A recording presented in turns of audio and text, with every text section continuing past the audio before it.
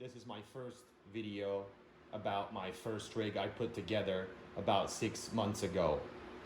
The reason I'm making this video is just to make it a little easier for a random beginner to put together an open miner and not to have problems and issues that I ran into. I'm gonna try to make this simple. I'm assuming, I shouldn't, but I am assuming that most of us already have a knowledge of putting an open miner together, or at least putting an PC together, all the necessary things.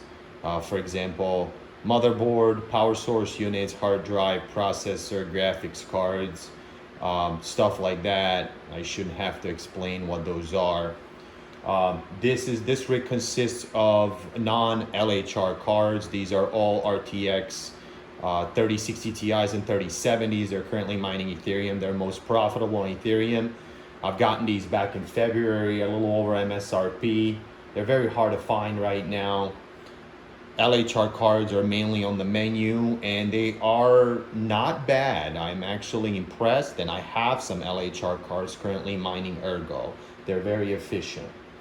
So this doesn't really matter what coin we mine, again, as we know.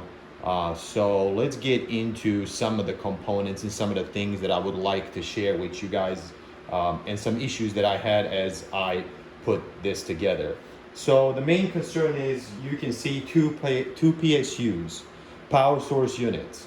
To me, regular PC builder, this was kind of weird. You know, you have two PSUs. How does this work? Well, the way it works is, you pick a couple of these. Basically, I went with Thermaltake, and I have EVGAs, I have Corsair, I have companies that have been around for a while, and reputable PSUs that won't burn up, that won't melt. There's a lot of out-of-country providers of these things, and there are horror stories all over the internet, melting cables and damaging equipment. So I would like to go with something that's proven, has been around for years. And like I said, I mentioned 3 of the brands that I do use. Putting 2 or 3 of these together for a wattage demanding open miner, for example, like let's say 3090s cards, I've had experience with those. There is a connector that will engage both at once. It's readily available on eBay. There is a connector that will connect 2, and there's a connector that will connect 3 as well, and they're fairly cheap. You will need this connector. Otherwise, if you put this together and you don't have the connector to engage the second PSU, the second PSU is going to have to be rigged, and you will have to boot it by jumping the pins in the main 18-pin plug. Not sure if anybody feels comfortable doing that. I've done it before. It's very nerve-wracking. I wouldn't suggest it. So we will buy the connector to join the 2 PSUs, keeping in mind the wattage. How much wattage will we need to complete this? Well, each one of my cards use about 125, 6 cards. I have 1600 watts available, so I think I'm good.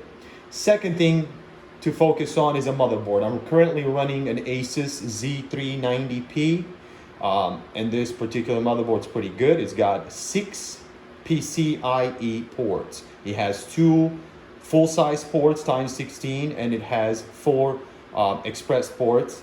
They all work just as well, and this has an ability to run 6 cards. There is a way of running 7th and 8th card through an M2, but I'm not doing that. There's been some reports of fire when that happens. So this particular motherboard will run 6 cards. It's okay. There are other motherboards out there. They're mining specific. They run more. Haven't had any luck with those guys. 6 is good for me. Keeps the heat down. This is the reason why I have 6 GPUs on a 8 GPU frame. So the third thing that one thing I also do want to mention on this particular Asus Z390, some things might have to be adjusted to run over 4 graphics cards, 4G encoding, and also if you're not using Windows, you do have to enable other operating software in the BIOS where it will recognize Linux. So moving on to processor. Very simple, very cheap. 9th gen i5 LGA socket 1151 is what this motherboard uses. Again, pretty cheap, pretty simple. It doesn't require a lot of processing power. Fourth component, hard drive. To hard drive or not to hard drive? I don't have one. If you're gonna run Windows, you will need one. And I do suggest solid state over hybrid. Just in the case you choose to use Hive operating software later on, and SSDs are definitely used more so than hybrid ones as far as Linux and Hive OS goes. Or you can just use a 16 gigabyte USB stick, which is what I'm using.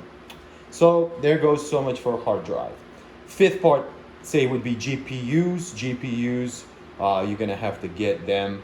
And some of them have one plug, some of them have two power plugs, some of them have three power plugs. So you will also need risers and splitters.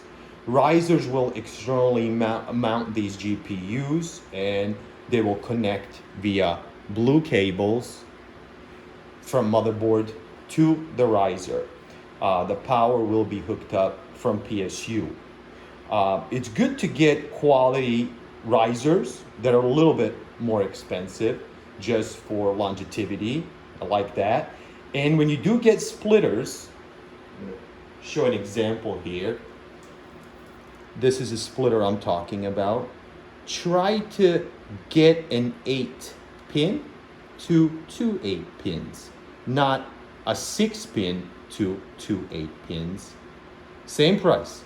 This one's 8, the other one's 6. So we don't want to bottleneck any wattage with less pins, because 8 pin does allow for 288 watts, where 6 pin allows for only 214. So I like to use 8 to 8s.